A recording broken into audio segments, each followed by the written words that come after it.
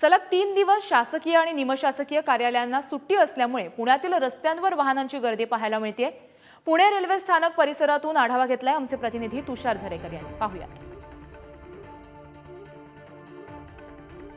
शासकीय कार्यालयांना सलग 3 दिवस सुट्ट्या आणि त्यामुळे पुण्यातील जे रेल्वे स्टेशन आहे त्या परिसरामध्ये आता आपण जर पाहिले तर प्रवाशांनी गर्दी केल्याचं पाहायला मिळतंय। नाताळाच्या सुट्ट्या असतील, त्यानंतरून 31 डिसेंबर असेल, अशा विविध वेळेमुळे खरं तर या सुट्ट्यांमुळे हे नागरिक गावाला फिरायला जाताना पाहायला मिळतात। पुण्यातील या स्टेशन परिसरामध्ये जर आपण पाहिलं तर अक्षरशः गर्दी झाल्याचं पाहायला मिळतंय। ट्रॅफिक जाम होताना एकंदरीत पाहायला मिळतंय। मोठ्या रांगा खरं तर या परिसरामध्ये लागलेल्या एकूण पाहायला मिळत आहेत।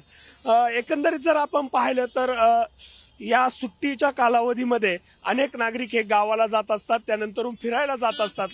आता यामध्ये जर आपण पाहिलं तर हा जो स्टेशन परिसर आहे हा संपूर्ण स्टेशन परिसर जाम झाल्याचं एकंदरीत चित्र पाहायला मिळतंय। एकंदरीत 3 दिवस सलग सुट्ट्या आहे आणि त्याचाच कुठेतरी या ट्रॅफिकवरती परिणाम होताना एकंदरीत पाहायला मिळतोय।